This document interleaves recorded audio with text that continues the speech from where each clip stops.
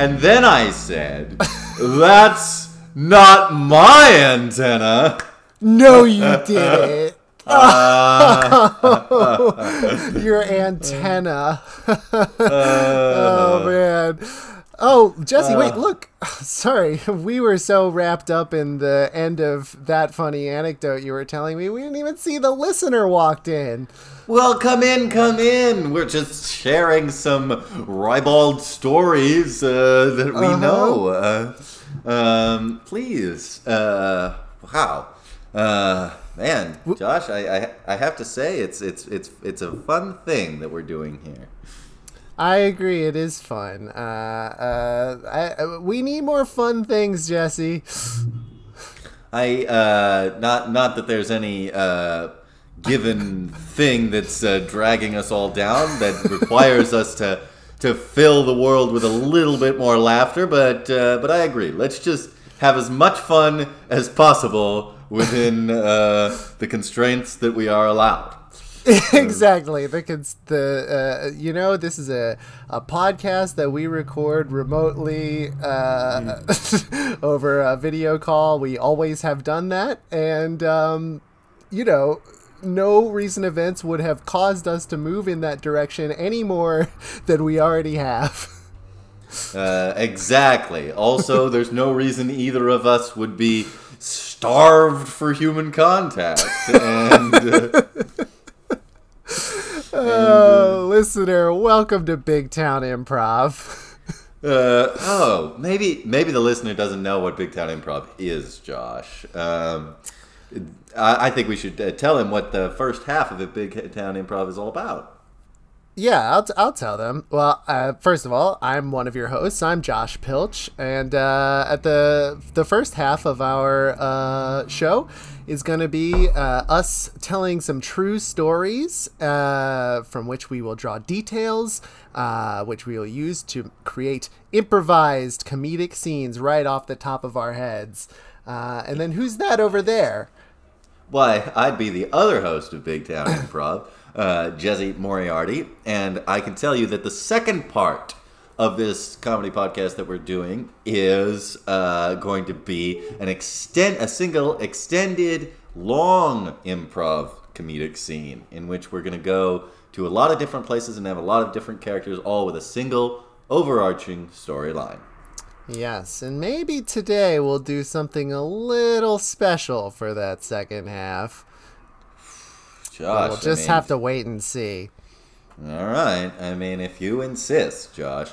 But, the strangest thing happened to me the other day, Josh. Really? Yeah, because because the days are normal and things can happen. Yeah, but there was some sort of mix-up at the post office, and I received a big delivery of random words. No kidding. Yeah. Well, they're probably just cluttering up your space over there, huh? I'm not sure what to do with them. They were meant for Gigantoville, but that place is gone. Gigantoville. By the way, real quick, I think it's worth saying on the podcast, we've mentioned it on our social media, but not only did these two idiots, Abner and Wabner, take over our podcast, but in their version of the second half, where it's a continuous narrative, the one guy, Wabner, who looks like Jesse. He looks exactly like me, which has led to no end of trouble. But I assure you, this man is not me. Yes, well, so this guy is not Jesse, Wabner. In that episode, he said, let's do a story about a flying ace in World War I, which is a common phrase that anyone should know. But then the other guy, Abner, who looks like me, it really seems like he thought the other guy said, let's do a story about a flying ape in World War I. And they knew a story that fit that criteria. Yeah, but they just went with it. Once again, we have to assure the listener that Abner and Wabner are not Josh and Jesse, and the way to tell them apart from us is their silly voices. And also they're just wacky people. We're not that wacky in person, Josh. No, definitely not. We're kind of quiet, introverted types. They are almost cartoonish caricatures of weird people. Yeah, and the weird pauses they take when they speak. It's it's a lot. Anyway, we can you only got hope their delivery, huh? Yeah, we can only hope that they don't show up, or any of the other various sets of brothers that sound very similar. Show up in any of our scenes today. We're just gonna have to hope for that. Hopefully not. But let me open up this box of random words here and see what we ended up with, Josh. That right, Abner and Wagner ordered. Yeah. They got roof, country, theorist, particular, minor, and minor like someone who digs in a mine. Youth, fill, demonstrator, tradition, and locate. Yeah.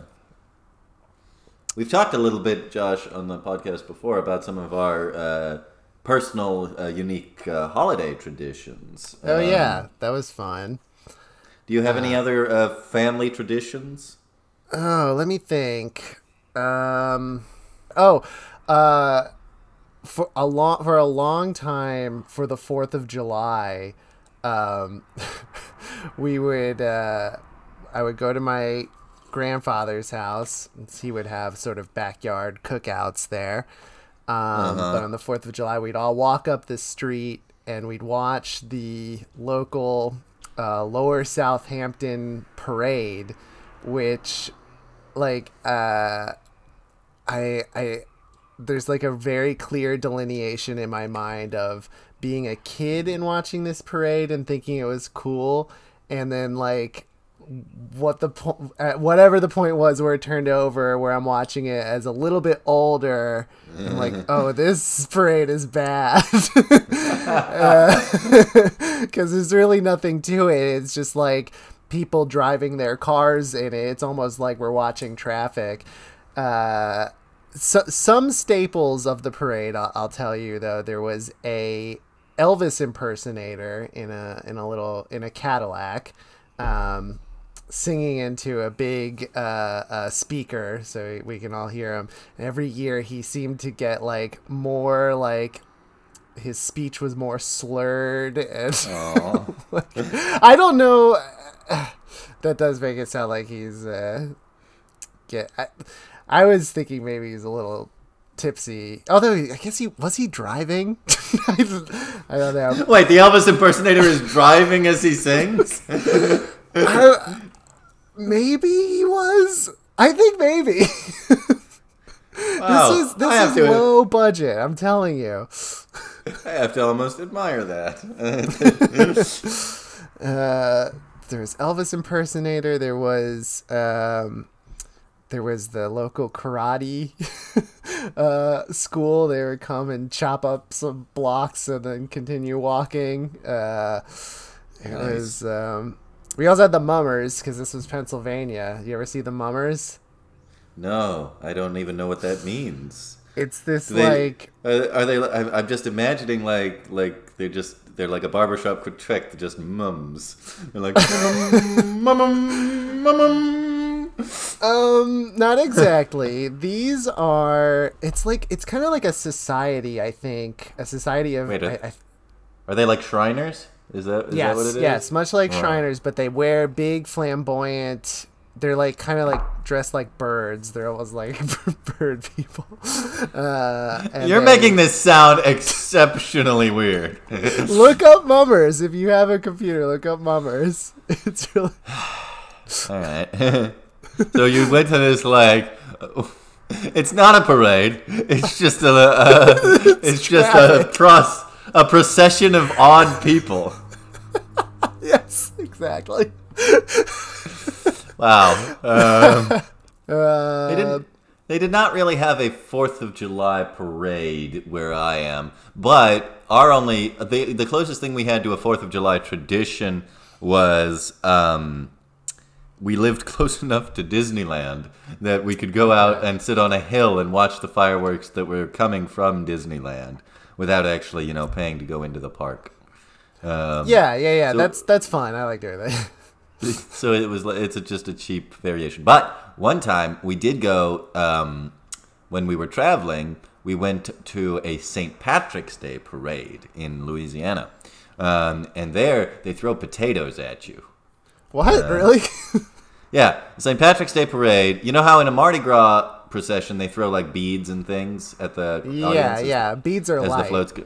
Yes, but in a Mardi Gras procession they throw carrots, cabbages, and potatoes during St. Patrick's Day. In the yeah, cabbages, not whole cabbages. Whole cabbages.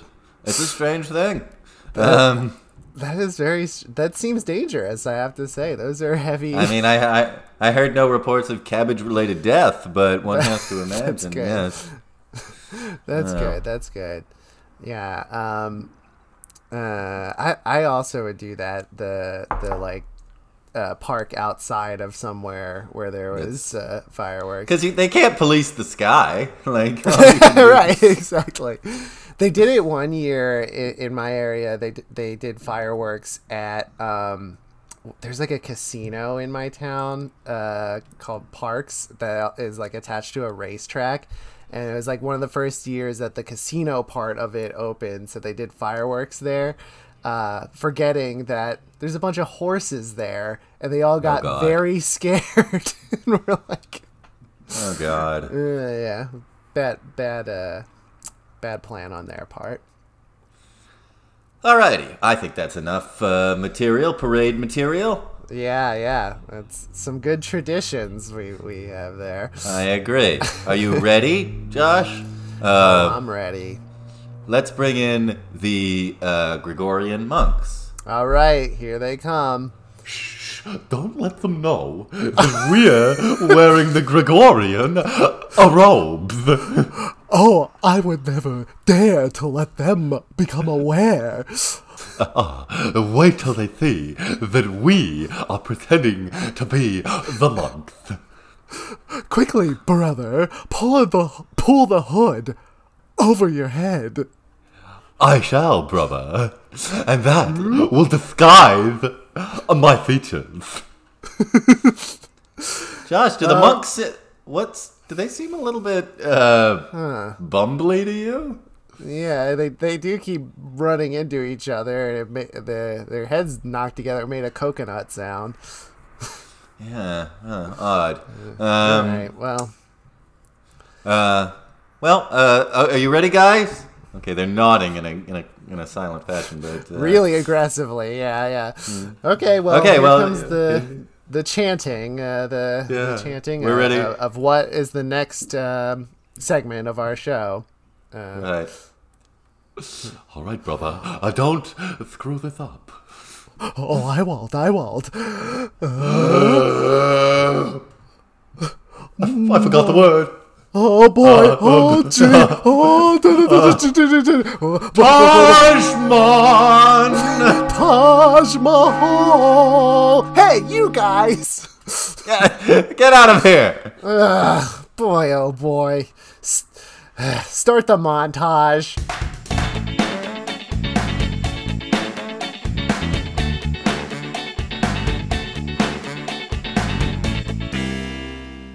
Wow, Dad, I'm so excited to see this parade. This is going to be really cool, isn't it? It is going to be cool. I'm so glad to be taking you. I grew up going to this parade. It's an old staple of this town, and I think you're going to be pretty amused by how planned out and professional this is. Wow, look, they've cleared the whole road, and everybody's crowded, ready to see it. Yeah. Oh, look, here comes the beginning of the parade. Oh boy. Hold me up, Dad, I want to see. Okay, get on my shoulders. Hoop. It's Mr. Smithson driving by in his car. It's a 1993 Honda Civic. Which is like kind of an old car. Yeah, I've seen him working on it. He can't afford to get another one. Is he like just making sure the road is clear for the rest of the parade? I think he's making sure that the parade is off to a rollicking start by him being that start. Wave to Mr. Smithson. All right, okay. Oh, here comes Mrs. Peabody walking her dog. Oh, hello, everyone. Hello. Hi, Mrs. Peabody. She's not even dressed fancy, or Yeah, walk the dog, Mrs. Peabody. Wow. the dog's getting a little afraid. she's leaving. She's getting off the road. Okay. Well, I have to say, when did the big floats or things get here, Dad? Floats? I'm not sure I know what you're talking about, buddy. Look, this parade is here to celebrate our town and all of the things in it, and quite literally, that's what the parade is. It's all the things that are in the town, and there's no floats in the town, so I don't know why there would. Here comes. Oh, it's the deputy mayor on his bicycle. This is right along my regular route. Ding, ding, ding, ding. Hello, Deputy Mayor. Why is everyone applauding so fiercely? Wow, Deputy Mayor! Yeah, those guys got it. They're in the spirit. Oh, here comes that talking statue from the park. See, here comes the big guns they're pulling out. Yeah. Now this is particularly interesting, son, because statues are very heavy and aren't meant to be transported around. So you can see there's a lot of people pulling it by a bunch of ropes. Yeah. Why didn't they put it on a cart? It's just scraping along the ground. You might have something there, I'll be honest. Hey, it's the dentist, and he's throwing out handfuls of teeth to... Everybody, take as many teeth as you like. This is horrible. But that's our town, son. You know our local dentist is a maniac who pulls out teeth and holds on to each one he gets. That isn't normal for a dentist to do. That's what's wonderful about our town specifically. I was gonna say it's a very large bag of teeth if he's confident that he's gonna have enough for the entire parade route. Yeah, I would not. I would recommend going to the next town over if you genuinely need dental work, but it's fun for the parade. I feel like you're not enjoying this, buddy. No, Father, because it's obviously extremely pedestrian and mundane, with the exception of the maniac dentist, which is just very disturbing for multiple reasons. Well, hang on now, son. There are many other maniacs who live in this town. So I think you'll find... In fact, here, right now, look who's driving up. It's Drunky, the town menace. Hell, we're poor impulse control, everyone. Don't step on my blue suede shoes. Look. Yay!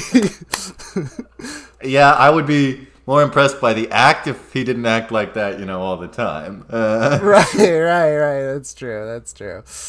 I don't understand personal boundaries. Here I come. Oh, and here he comes in his car. Let's step out of the way. All right, so this town has two maniacs at least. At least two maniacs. Oh man, here comes the local biker gang.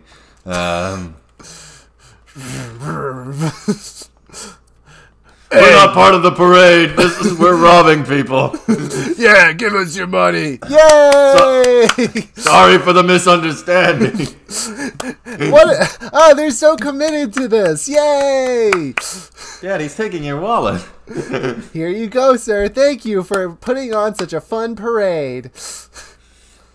Here, want my son? No, Dad, don't give me to the bikers. Okay, all right. That was bad instinct on my part. Oh my God. Well, here comes the nudist colony during their formation marching. Yep. Oh boy. Do you still think that this parade is boring? Well, boring is not the right word, though they did start slow, I have to say. Why are the nudists also throwing teeth? This town's got a lot of teeth.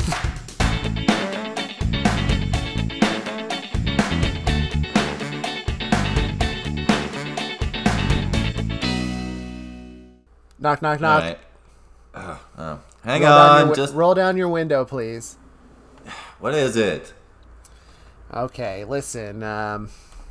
You're parked here in the parking lot. There's nothing I can do about that, okay? But I'm on to you, okay? I know why you're here. No, I'm simply need a place to store my vehicle while me and my family enjoy this picnic.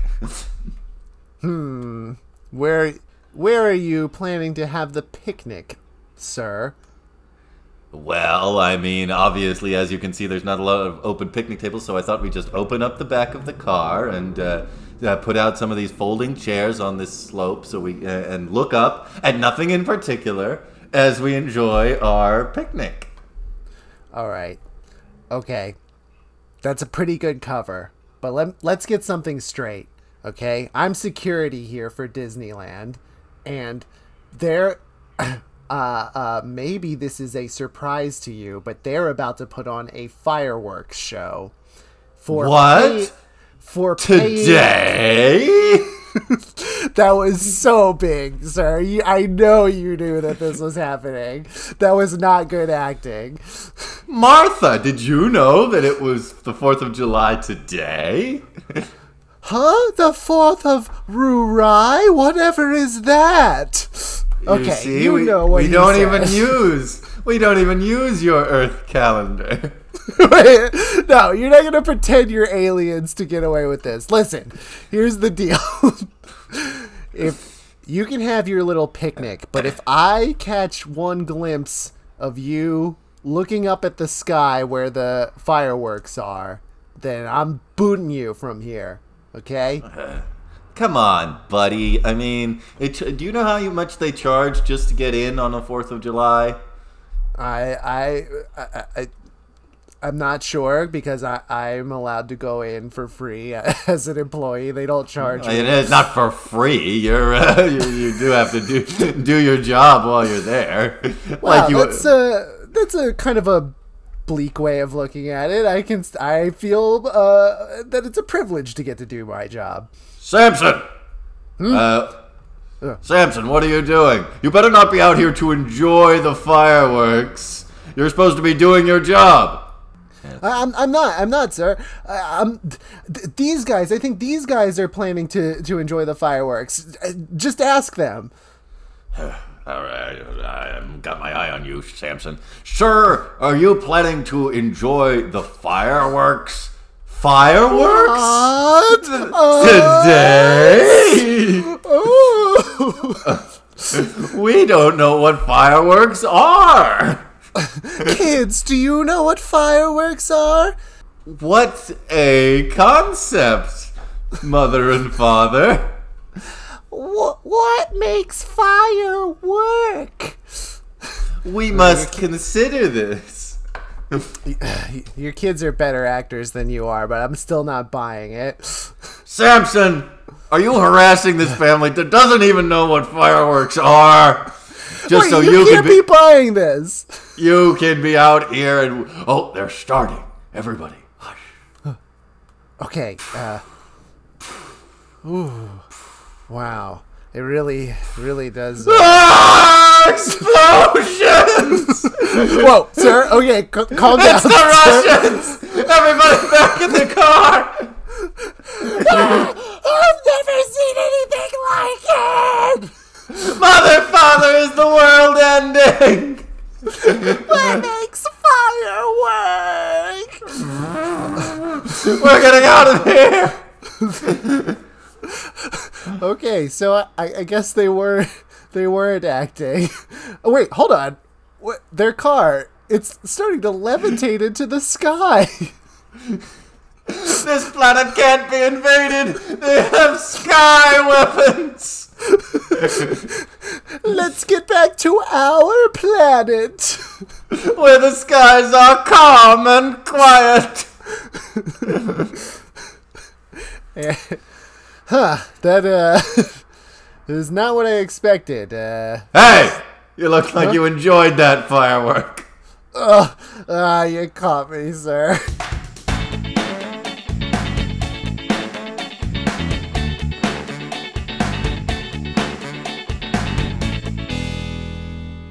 All right, step right up, step right up. Challenge to test your strength. Hey, buddy, what's this? Looks like we have a new challenger approaching here at the farm fair. As you can see, sir, we've got this device. You hit the bottom with a mallet, and you see how high the weight will go up, and hope that it hits the bell. Now, I'm handing you the mallet. I'm taking it. I'm very proud of my strength. But hang on. Before you do anything, the goal of the game normally, of course, is to hit the bell. But this year we had to set up right next to the barn with all the animals in it, and they spook easily. Okay. So what, did you just take out the bell, or how does the game work then? I was planning to take out the bell, but as you can see, sir, it's really high up. I couldn't get up there. All right. Well, I guess they'll be fine. They're it's just a ding. I do think you should temper the amount of strength you put into this. Yeah, come on. I'm going to impress my girlfriend, Marina, over here with my massive muscles. Oh, Brutus! Show me how strong you are next to this barn. You see? Okay. And I'm going to win her the biggest stuffed animal. Okay. Please be... Ding! Ding! Oh no! They're all stampeding toward us. What the? Quickly, up the bell. Sir, I asked you not to do this. That makes your game unwinnable. You should have simply closed down while you were worried. Oh, yeah, and then, right, maybe you can afford just not to open up your bell game, but some of us have to work. Well, hang on, it looks like the animals have dispersed. Let's slide back down.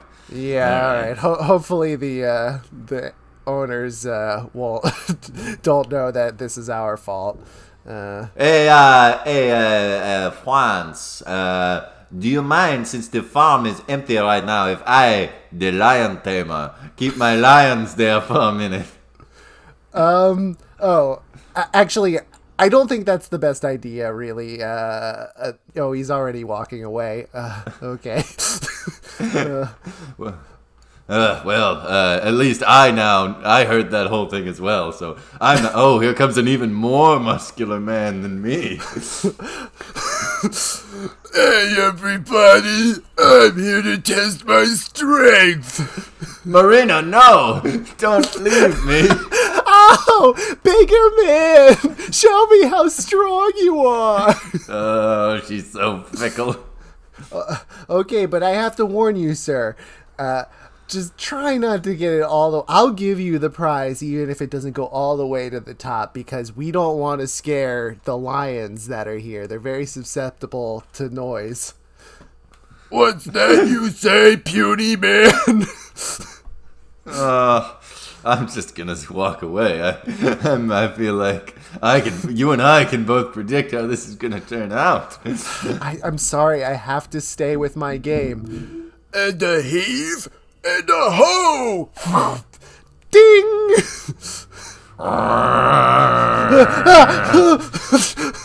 Quickly, up the bell, all of us.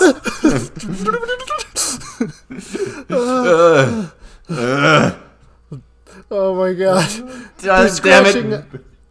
Damn it, Bigerman. Why did you have to hit the bell that hard? I wanted to prove I was strong. We could tell you were strong. You're like 8 feet tall, Bigerman. Oh, well, at least it looks like the lions got distracted and started chasing some children, so I guess we can come down. All right, okay. Well, at least that's I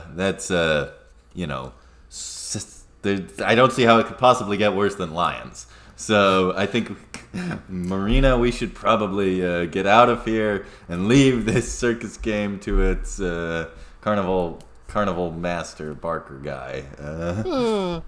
That's an alright idea, but, the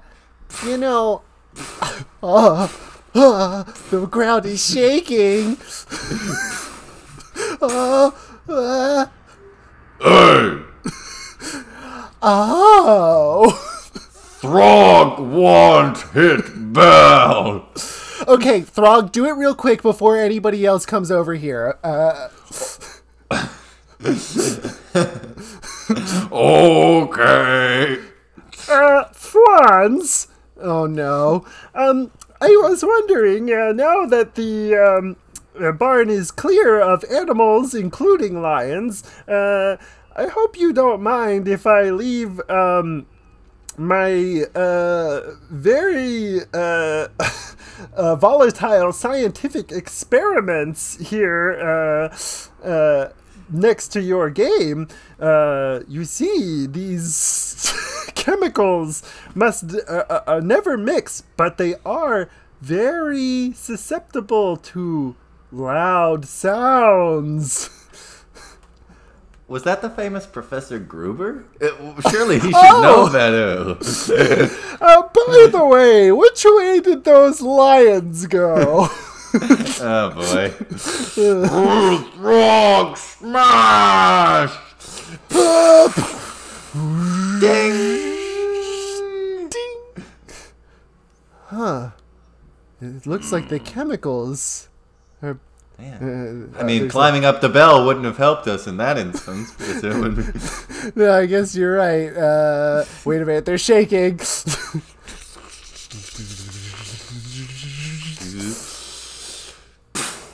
Mushroom cloud.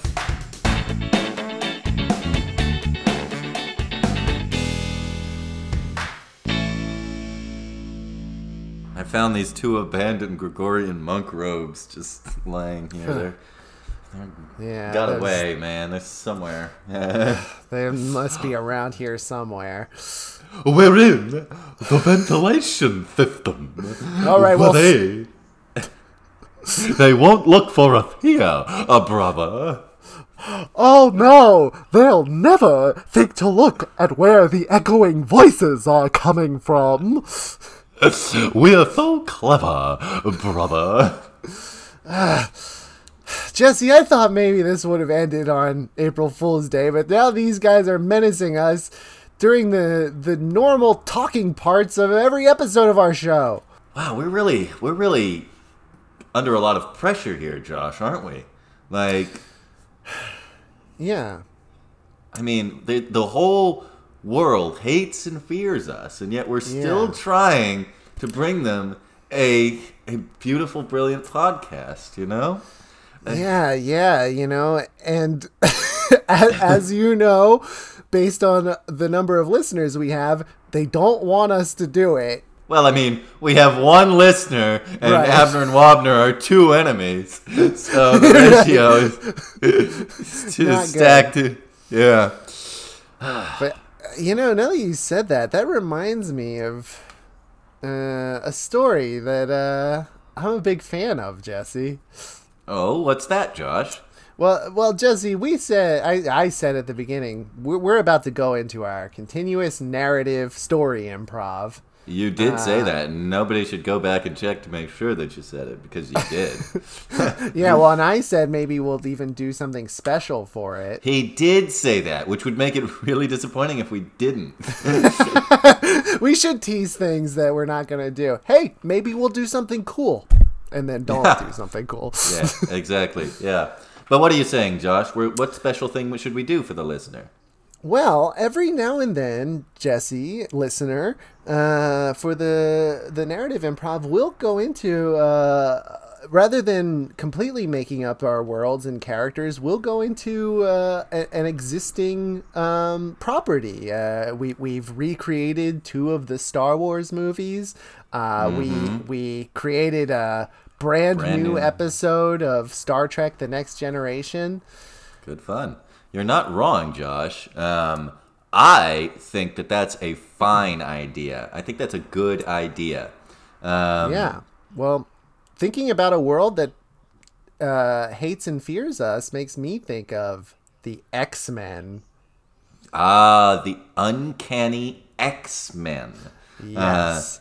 The Marvel's mutant superheroes who use their superpowers granted to them by their X gene to protect the world, which actually doesn't like mutants very much. Right, and yet they protect it anyway. But there are also mutants that don't share the noble ideals of the X-Men. Right.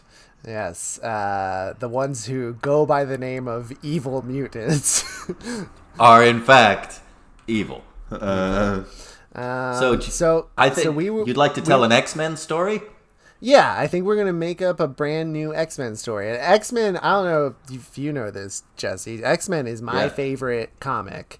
I didn't. There's been a lot of adaptations of X-Men, some good, some bad, and I think they've been around for a while, so there's a lot of different mutants and teams and all sorts. Yeah. Well, and that's the other thing that's cool about them is that over the years, their status quo has changed a lot, and there's alternate realities and stories and different teams. So we've got a lot to draw from to make our own thing. I agree. So we're going to tell an original X-Men story featuring some of your recognizable X-Men characters for our long-form scene. But Josh, to inspire this X-Men tale, would you like some random words? Well, your home is littered with them, so hey, wait a minute. Well. Those are random words. Oh, brother, did they get our mail? I'm so annoyed. I want to scramble down and get them. Bonk. Oh, this darn air vent.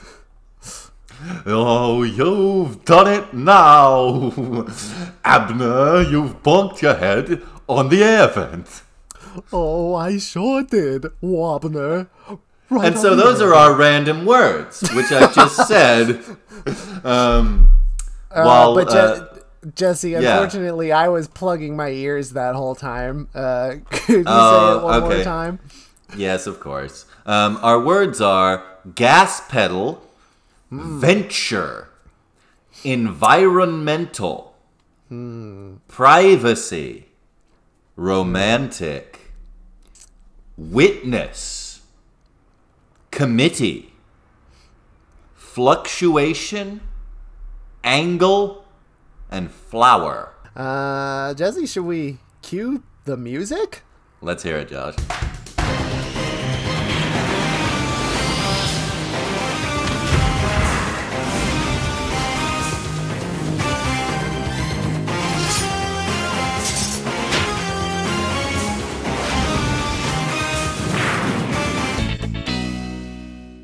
We begin our story at the Xavier Mansion on Grey Malkin Lane.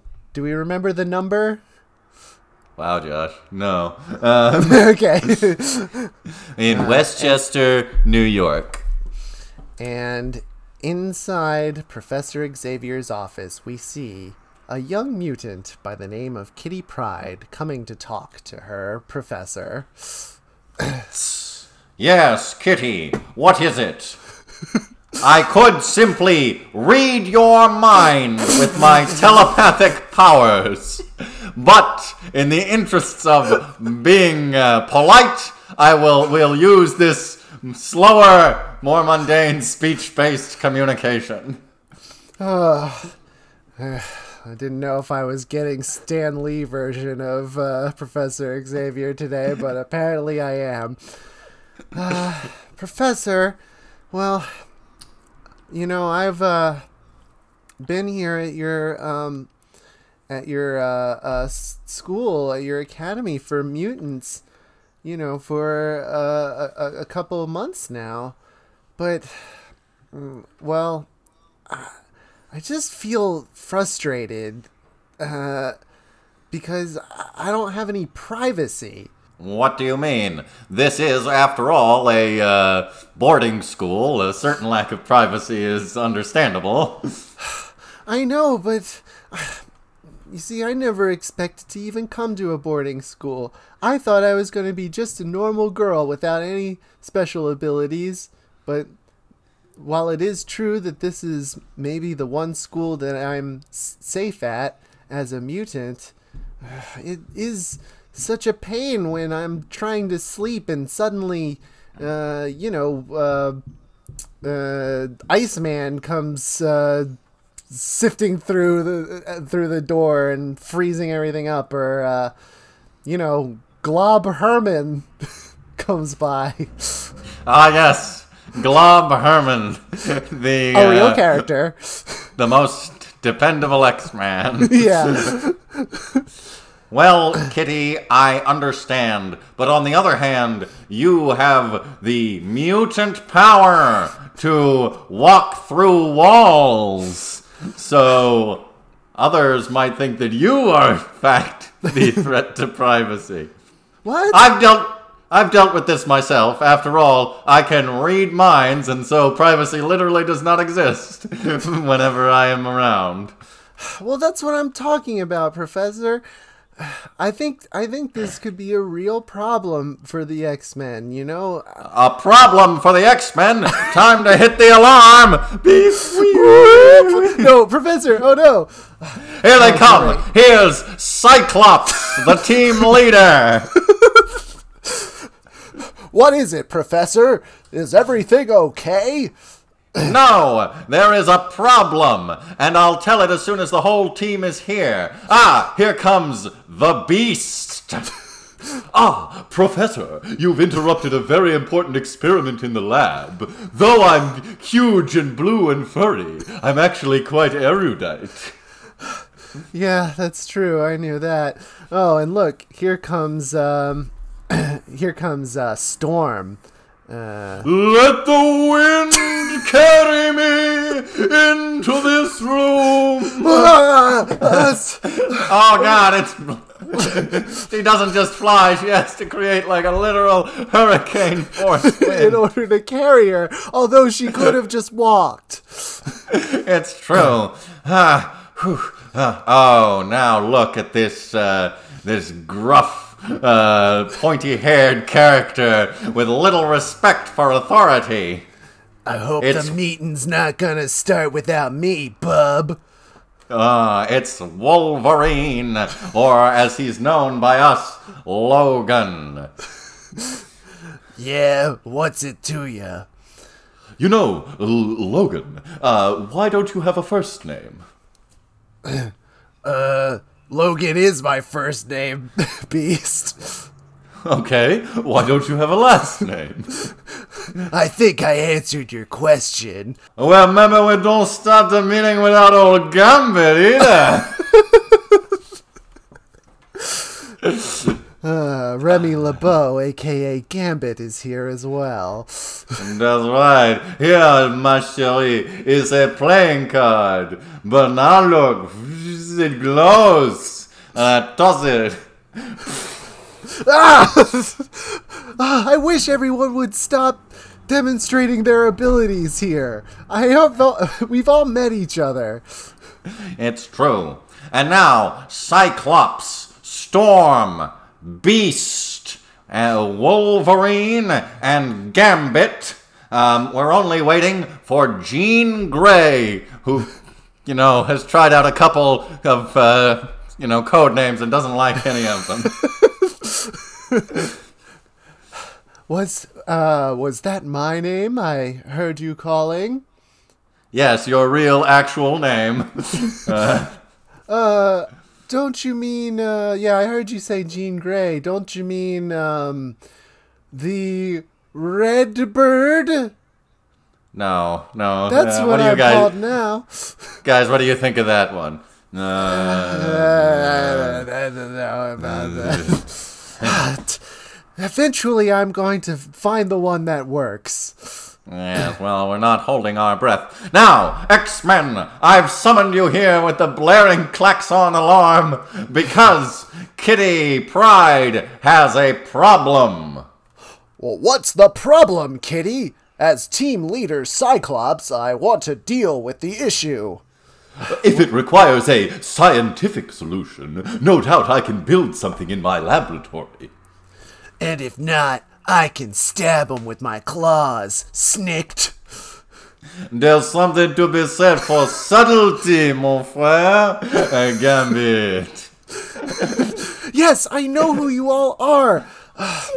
But, look. Let a gentle spring rain calm your nerves. It's inside. It would have been calming if it were outside. Now we're all just wet and uncomfortable.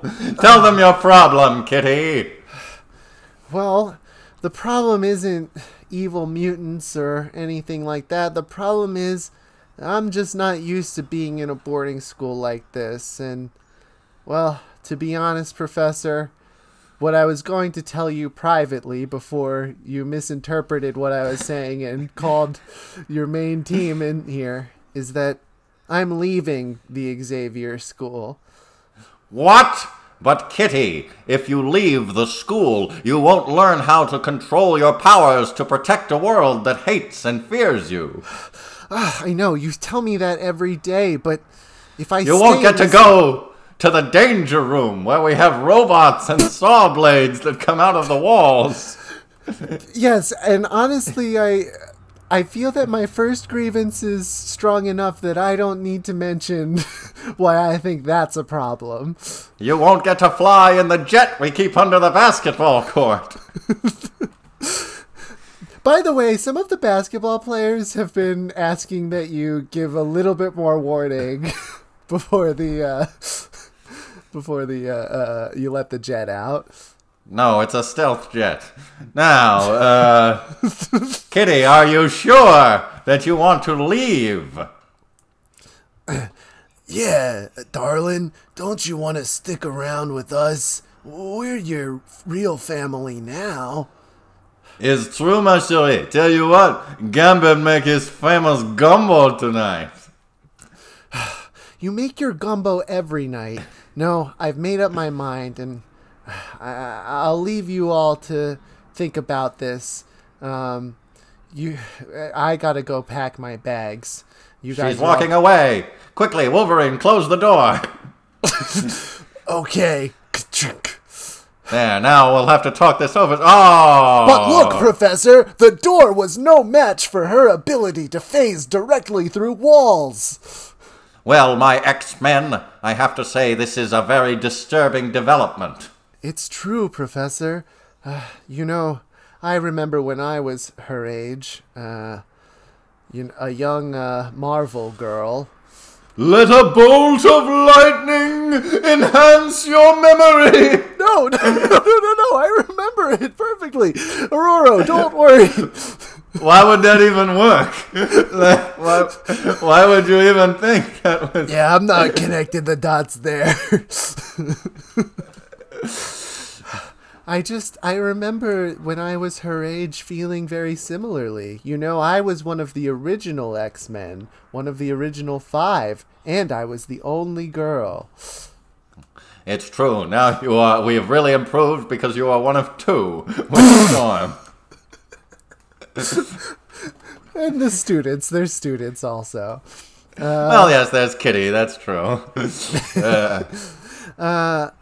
What about you, Scott? Do you understand how she's feeling because of your terrible curse of not being able to take off your sunglasses? Well, as much as it pains me to have to live this way where I can never expose my eyes to the world, or else horrible concussive optical beams will emit from my eyes and destroy everything around us. Your laser beam vision. Okay, well, it's actually not lasers, but anyway, you have heat vision like Superman. No, it actually emits no heat at all. It is a concussive blast of light. Then why there no recoil? Look, what I'm trying to say is, I don't understand where she's coming from. This is the only place where I've ever fit in. But Professor Scott, you have to understand, it's difficult for Kitty. But I am concerned. See, at her young age, she's susceptible to influence from outside forces. It's true. I hope that not one of our many various enemies doesn't try to influence the poor, impressionable young Kitty Pryde. Meanwhile, at the lair of the Brotherhood of Evil Mutants. Good to see my whole brotherhood here. Yeah, boss, it's me, Toad. Toad.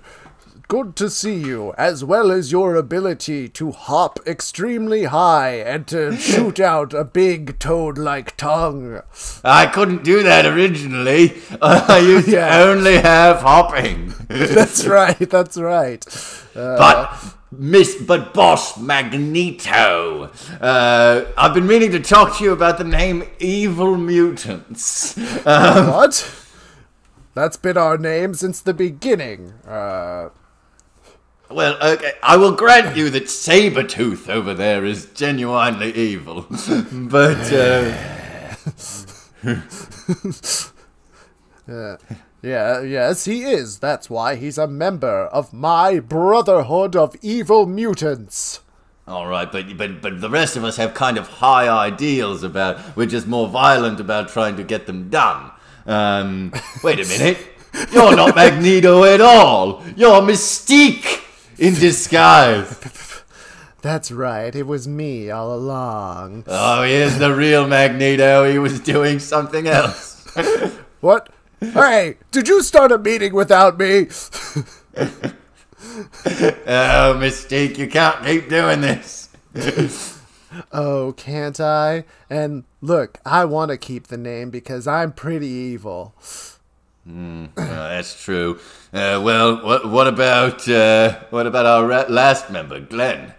Hey guys. How are you feeling about the whole evil thing? I'm just happy to be involved. Normally, I feel like my name doesn't come up a lot in these mutant stories. Me, Glenn, but you know, the fact. What was your power again? What was your power, Glenn? I think Magneto was about to say something. Oh yeah. Yes, I was about to say something. You see, I have an operative in a certain school who has given me interesting information. You've got a spy in the Sorbonne? No, Toad. What a bad guess. No, I have a spy in the Institute. DeVry University? Why don't you just let me say what it is? Right, sorry. I'm getting ahead of myself. I have a spy in the academic institute of my old nemesis, the Xavier Institute for Gifted Children. In retrospect, yes, we've faced them many times, and they are our enemies. Yes, you Why? see... Why, it's because of Professor X's powerful mind abilities that you wear that helmet that blocks his mental powers. Can we all have helmets? No. All right. Now, of course, I am Magneto, the master of magnetism. But I must admit, my old friend Charles Xavier's mental psychic abilities are quite formidable. But Yeah. I now have an operative of my own who has psychic abilities. What? You've got a psychic? That's so cool. But how do they communicate with you if your helmet blocks all the psychic powers? Email. Oh, that makes sense. There are other ways of communicating. Well, what intelligence have they learned from this? And feel free to speak up as well, Sabretooth, Mystique, and Glenn. I'm happy just to listen, you know. God gave me 2 ears and 1 mouth. Wow, that's deep. I don't have much to add either. Well, my operative has told me that the young Kitty Pryde is thinking of leaving the Xavier Institute, and I think it's our opportunity to bring her over to our side.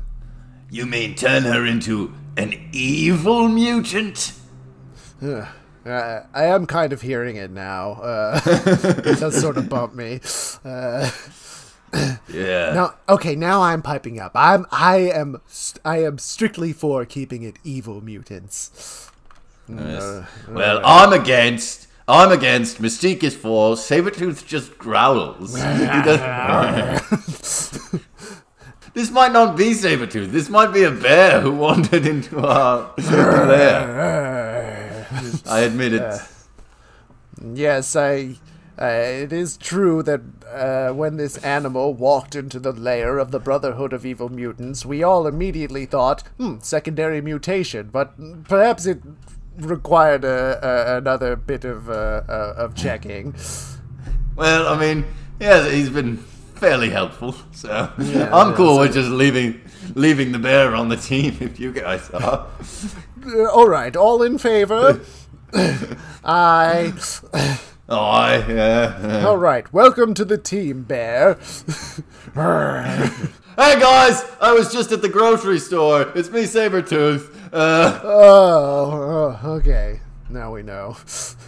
Oh, you replaced me with a bear. No, Sabretooth.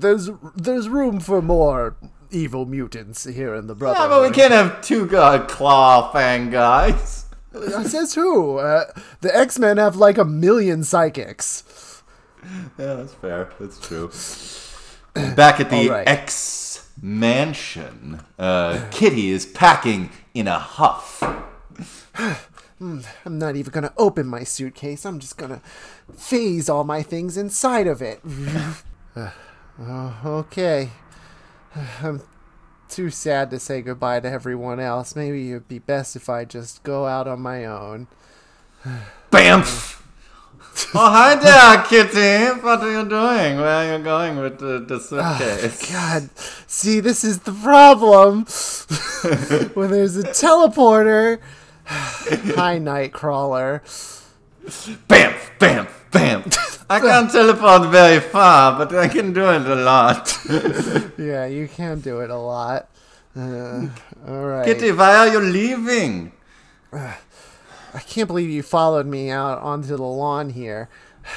I don't think I belong here with the X-Men anymore. Oh, well, that's really sad. I don't like hearing that. But Kitty, maybe you should take a moment to reflect on your privilege. After all, you just look like a normal person and can leave if you want. And I am a horrifying blue demon creature. That seems like pretty heavy material to get into at this point, Nightcrawler. Wait a minute. What's that rustling in the bushes? Oh, I'm sure that's just a harmless rustling, Kitty. I don't know. It's very rare that a rustling is harmless in this school. Yeah, but I mean, it happens in a lot of other places. The bushes simply rustle because of a small animal or something. I'm sure it's nothing to worry about. I just feel like I'm being watched. All right, that's enough. Let's come out of the damn bush. Toad, it's you. That's right. And I'm going to spit a glob of slime onto Nightcrawler's face. Ugh, gross. When did you get that ability? Recently. I used to just be able to jump. That's right, but as time goes on, I get more toad things. More disgusting than the last. What That's are you doing right. here, Toad? We've come to bring you an offer, Kitty Pryde. We want you to join our organization. I would never join the Brotherhood of Evil Mutants, and if only because that's a horrible name for any organization. Well, would you join? And this is new. Magneto and the Feel-Goods? That's probably just the same thing. Yes, the team is functionally the same, but now we have a better name.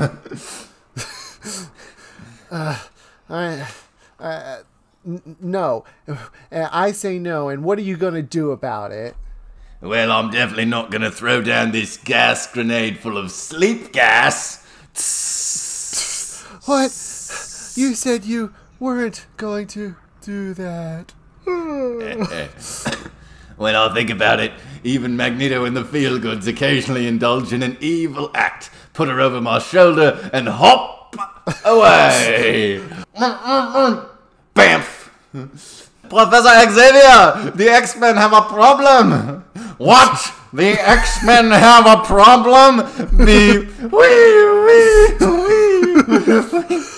What is it, Professor? It's me, Cyclops, with my concussive optic beams. And also here's me Gambit. I feel like we just did this. What's the big idea, bub? Let a vortex of air bring me to the room. Unnecessary. I'm saying it's me, Jean Grey. Just Jean Grey. But Storm's incredible abilities are based off a very simple mathematical formula, which I'll do on the blackboard here. Wait a minute. Look at Nightcrawler. Who am I? Look at Nightcrawler. Something's gone wrong. There's stuff all over his mouth. I'll zap it off with my eyes. Psst. Jesus, that could have been extremely dangerous. But it wasn't. Fine, alright. Listen, Professor X, I was walking with Kitty trying to convince her not to leave, when suddenly we were attacked by Toad, Magneto's lieutenant in Magneto and the Feel-Goods. In what? Yeah, they changed their name. And you just went with it? Anyway, Chuck, this seems like bad news. You're right. I'd better use my incredible psychic abilities to find Kitty and where they've taken her. To Cerebro. All right, here we are at Cerebro, your amazing room where you can enhance your psychic abilities to find any mutant on Earth. Yes, I'll simply put on this helmet, and now my psychic powers are enhanced. Let's see, looking for Kitty. Kitty. Kitty. Does she spell her last name with an I or a Y? A Y, Professor. That's odd. Even with the power of Cerebro, I can't locate Kitty. Well, wait. Logan, can you use your Wolverine sense of smell to track her down? I guess that's our next best option, is for me to... Yes, worldwide, powerful, super powerful, technologically enhanced telepathy, Or sniffing. Yeah. That's right. I know what all you guys smell like, so I can find you based on that. But wait, how did Magneto and the Fun Bunch know that?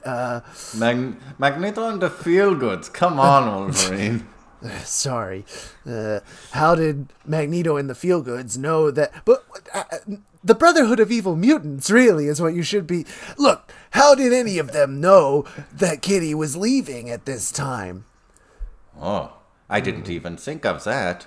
It's true! Let's fog mirror our confusion! Let fog mirror our confusion? You're creating a visual metaphor for how we feel? Storm has been doing very well in my literature analysis.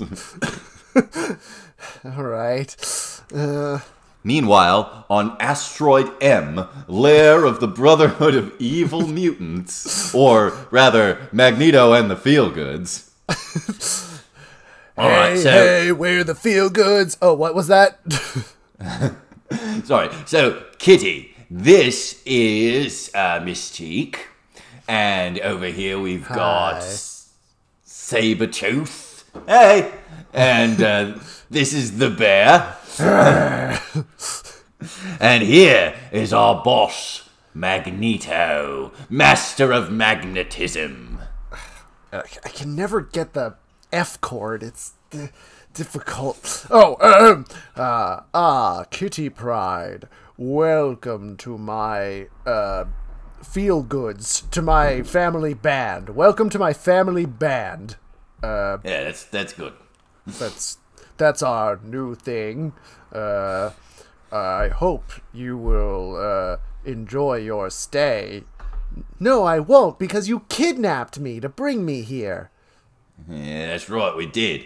But don't think about using your phasing powers to walk through the walls. Because look, when I take you over to the window, you'll see that we're in space. What? Why? Because Magneto found an asteroid. That's weird. No, it makes a lot of sense. All right, you've convinced me. Yeah, thank you. Now, Magneto is going to show you why Magneto is right and Professor X is wrong. Look here. Here's my room. Notice anything about it? I don't... Oh. Soundproof, foam on the walls. That's right, and I've got a lock on the door here and a sign that says, "Do not disturb." Wow.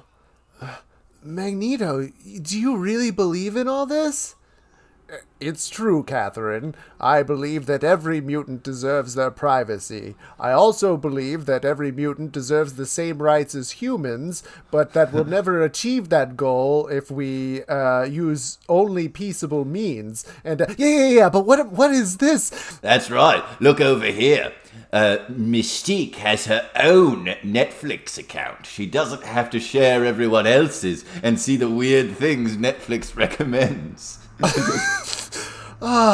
I'm so tired of getting recommended Tiger King just because Colossus watched, all he watches is documentaries. Yeah, that's right. And look here, the bear has his own pit with straw and a tire that he can play with. Aww, that's cute. Yes, and Sabretooth has the same. This is great. Look at this tire. I'm just batting it around. And wait a minute. What's this office in here? Oh, don't mind me. Just getting some work done. That's Glenn. Huh. Okay, come over here. Something's coming up on the radar screen. Oh, and let me fiddle with some of these knobs. Kitty, do the X-Men's Blackbird jet, does it have the ability to go into outer space sometimes? Yes. But how did they find us? We positioned Asteroid M right out of the range of Professor X's Cerebro machine. Meanwhile, on board the Blackbird... All right, there it is. Good thing you were able to sniff out that she was in space, Wolverine. This nose never lies. All right, we'll have to get aboard. Magneto has closed off the parking area, so Nightcrawler will teleport us in one by one. Sounds good, but wait a minute, Chuck. If they closed off the parking area, then what's that family doing there? Oh, they're there to watch the fireworks. That's not right. They should have paid to go in. Yes. Oh, well, I'll ask Magneto to speak with them about that. All right. Okay, are you ready, Wolverine? We're going to teleport now. Yeah, you should send me in first, because remember that time I was down in the sewers and I chopped through all of the... Yeah, you've told the story a lot. Yeah, but that was so cool. That was like the coolest thing I ever did. Punks, you've had your shot. Now it's my turn. Okay, here we go. Bam. Okay, I go get the others. Bam. All right.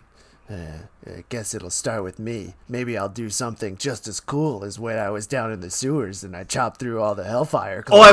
Oh, Magneto, it's Wolverine. He's got metal on his bones. Whoa! Magneto is using his magnet powers to jam me against the wall. I'm completely powerless because my skeleton is made of metal. Oh, wow, you really didn't think this through, did you? Bam. Oh no, they got Wolverine. Cyclops, use your heat beam. Okay, I'll use my optic blast. You fucking idiot! We're in space! Don't blow holes in the walls! Okay, I see how that was probably a bad plan. Magneto, use some metal to close it up. Yes, I've taken care of it. Alright, who's next? Bam! Bam! Not to worry, I have the physique of a beast. Leap! Now you've got a hopping one. Let's get into a hop fight. Hop, hop, hop, hop, hop, hop, hop. Oh my good gracious. Can Bam. we just get this... Now let lightning No!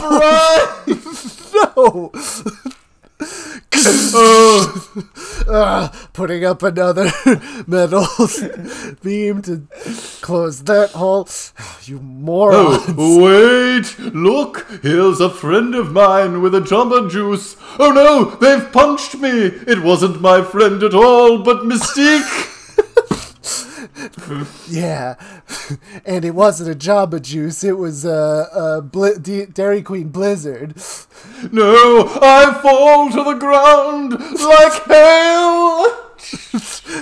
Like hail. Bam! It's me, Jean Grey. I'll use my psychic abilities on you, Magneto. Okay, but you can't, as you know. This is silly. Bam! Oh yeah, that's funny. Prepare for some eggs. And another one. Wait, everybody stop doing the stupidest fight in X-Men history. Bam! What do you mean, Kitty? and we are fighting with all of our X-Men powers. Yeah, what's the idea, kitten? I don't want you guys to fight anymore. You see, Magneto is giving me the privacy I want. I appreciate you guys coming here to save me, but I want to stay here. What? But Magneto and the Feel-Goods are evil and are plotting to use force to effect social change. Yeah, but he also provides soundproofing in each of our rooms here on this asteroid, which is already quite quiet. That's really cool, though. Actually, that's a cool perk. The elf may be onto something. I wouldn't mind getting a little peace and quiet up in my room. And look here, each of their doors has locks. Professor, I have to admit, it is odd that you don't allow us to have locks. I can read minds. It seemed unnecessary. Yeah, but there is the rest of us here. I don't know. Yes. I suppose they got a point. And maybe we all join Magneto and the Feel-Goods. No, because we've just established you're all stupid. Constantly trying to blow holes in our space station. Are you sure? Because, it seems like a pretty nice place. Wait a minute. Our alarm is going off. Ours is silent and does not do a blaring klaxon. Hey, that's very nice. Oh, boss, Magneto, bad news. What is it, Toad? It's the humans. They've sent a bunch of pink robots after us. Giant human-shaped pink robots.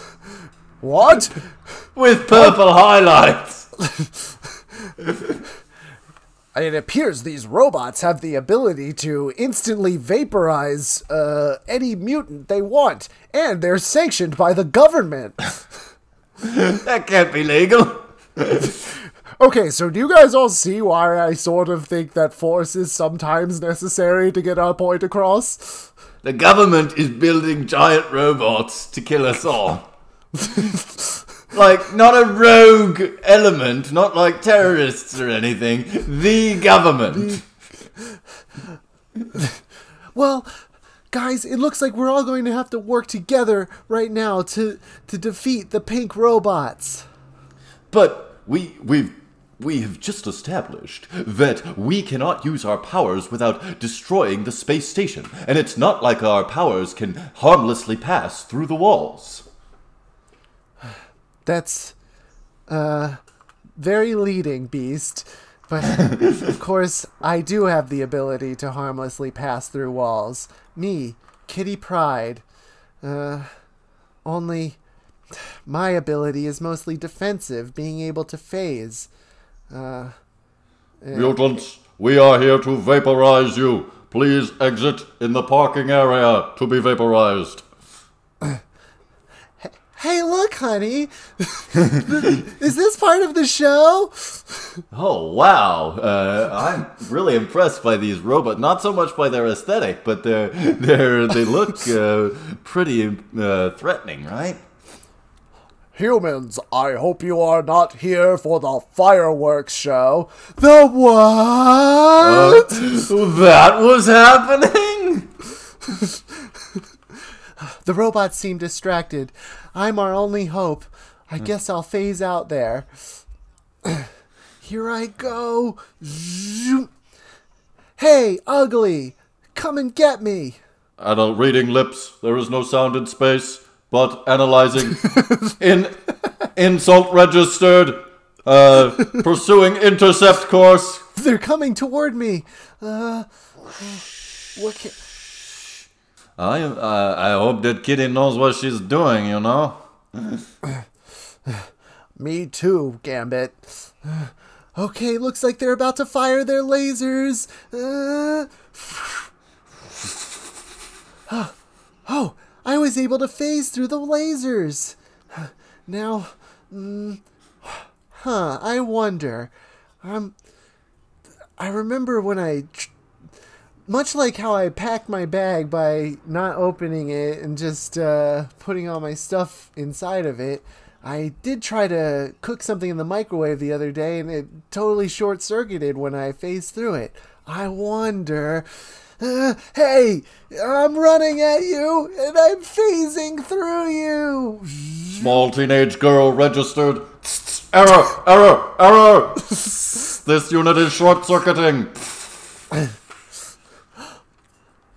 Chuck, are you seeing what I'm seeing? Not only am I seeing it, I'm using my psychic powers to see it how everyone sees it. Professor, it seems like a secondary element of Kitty's powers is that her phasing disrupts electronics. Oh, this explains so much. My cell phones keep breaking. And I didn't know why. Jesus Christ, I'm so glad she exited the way she did. Right? And the other sentinel... Now I'll go back inside. Kitty, you did it! You saved us all, young Catherine. Wow. Well, let a scorching desert wind remind you of your victory. what? How does that work? It is so dry and uncomfortable. Okay, everybody get out of my asteroid. All right, Kitty, let's go play some Mario Kart or something. Don't you want to come with us? The Brotherhood. The Feel-Goods. Toad, I wish I could, but,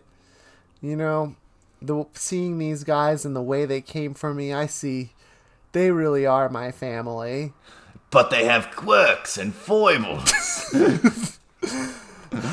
Yeah, it's true, but beneath all those quirks is something kind of wonderful. I mean, Wolverine, he's gruff and mean and doesn't like to take orders, but he also did that cool thing where he went down into the cellar and beat up all those Hellfire Club guys.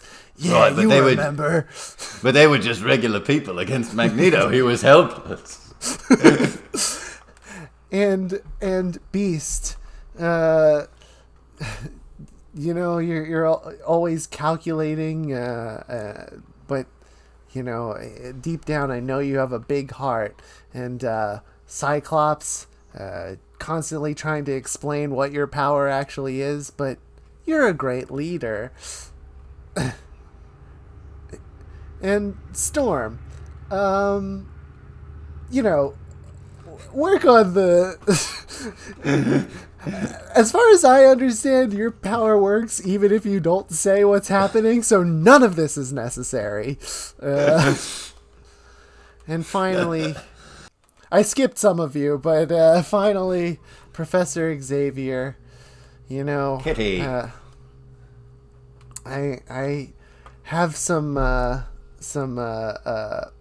critiques about how you run things, but, well, I guess that's, the same way I feel about my own father. I see.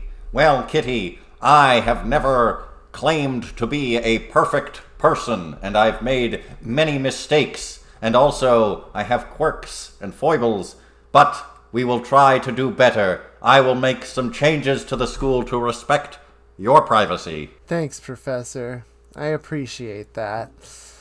Magneto, though we were once friends, then enemies, I feel like now we are kind of a little bit friends still. Will you allow us to leave peaceably? Yes, you may. Anyway, you've done enough damage to my space station. Now, I just must ask on your way out, from all of the fighting you've done, we're in a pretty unstable state. I'm been using my abilities this whole time to hold up big metal sheets just to keep us from getting sucked out into the vacuum of space. So, on your way out, just please resist the urge to play the strength testing game, the sound of which will reverberate through the whole station and cause us all to be sucked out to our deaths. Yeah, but there's blame to go around there. You should tell the blob to stop running that game. I'm the strongest. All right. Let's go, everybody. Let's go home. Yeah, let's go home. So I've been thinking about it, and on the trip home in the Blackbird. And Magneto still has a spy in the X-Mansion, And I've been thinking about the other psychics, And I'm thinking maybe it's either Psylocke, Psylocke is a spy. It could be Quentin Quire, or maybe the new guy, Mr. Sinister. What? You're talking about me? Too bad you left me on the Blackbird the whole time. I can't believe you would accuse Mr. Sinister. He's the most noble X-Men of all.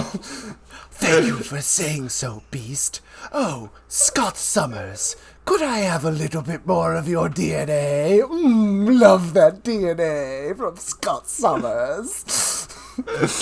Well, I guess there's nothing to worry about, really.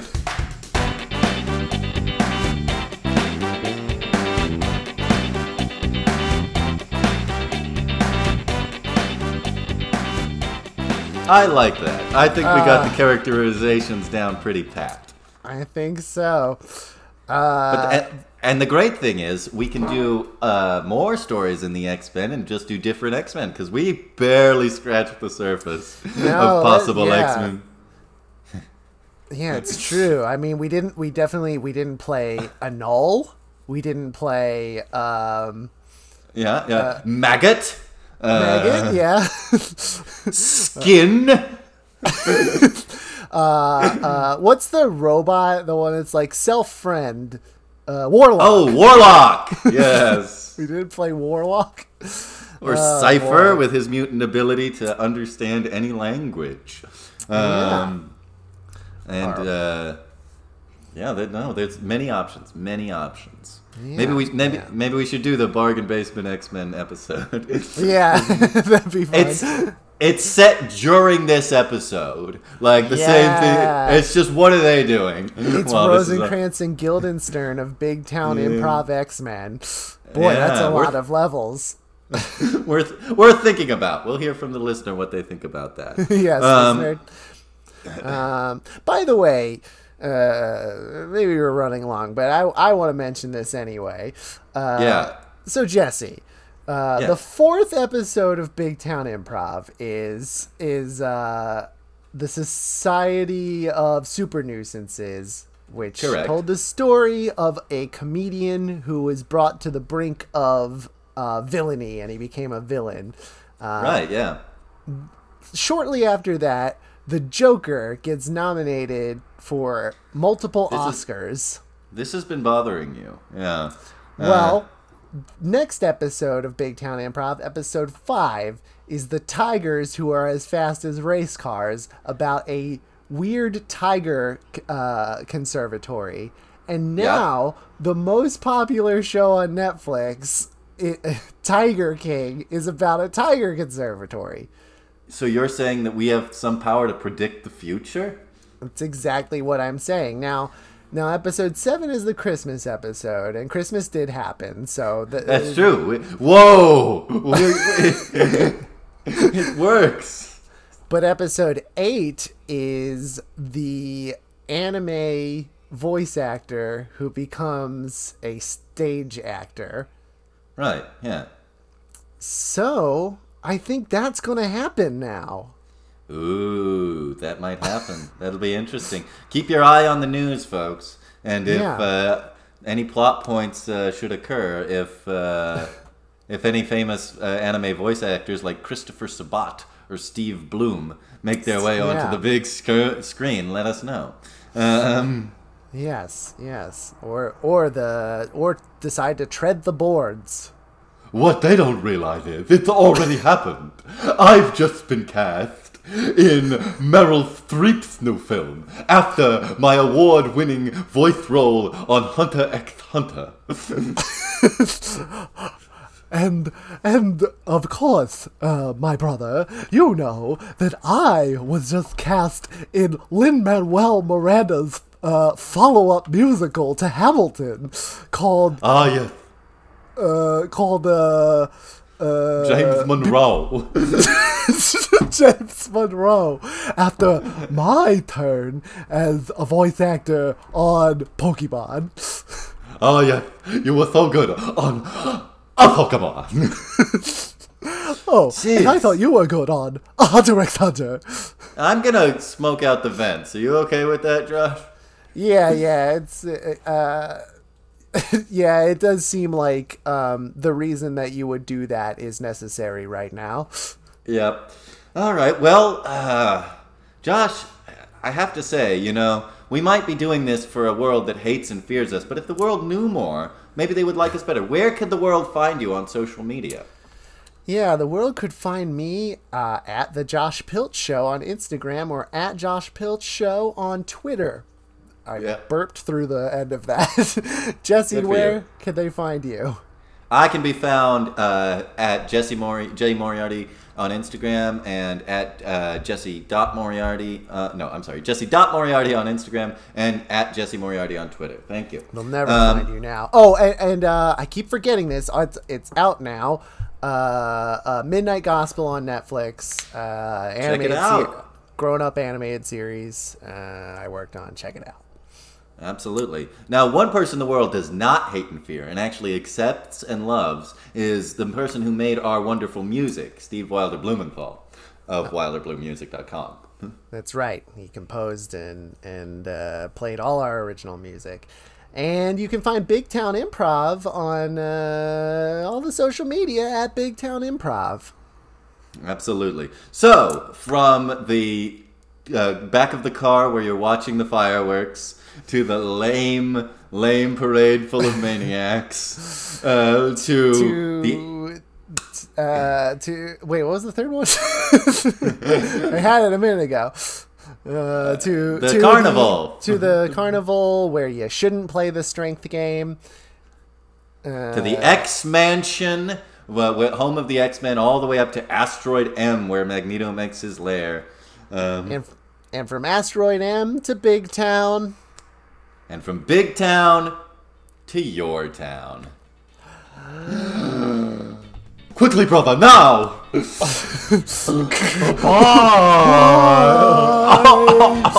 The cat.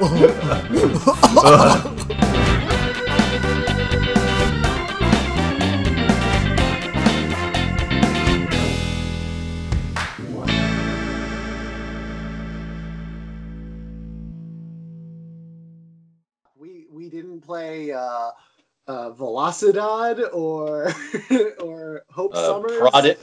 Prodigy or North Star. X-23, my favorite. X-23. Maybe next time, instead of doing X-Men, we should do Alpha Flight, and I call Puck. We didn't get Rogue in there either. We did not. Jubilee, we didn't get in there. Yeah. Archangel. Yeah. Any version of Angel. Yeah. Rain Sinclair. Havoc. Cannonball, we could have done. Cannonball. Husk, yes. What? Beak? Right? Beak. Yeah. Beak. Rusty Collins. Right. Gentle. Chantal, yeah. Have we said Colossus? Because that's a big oversight. You did mention him in the episode. Random. Oh, right. Random, yes. The books in front of me. Adam Banshee. X. Adam Banshee. X. Yeah. Banshee. Cable. Yeah. Not a mutant, but long shot. Long shot is cool. He was on and the Mojo. Mojo.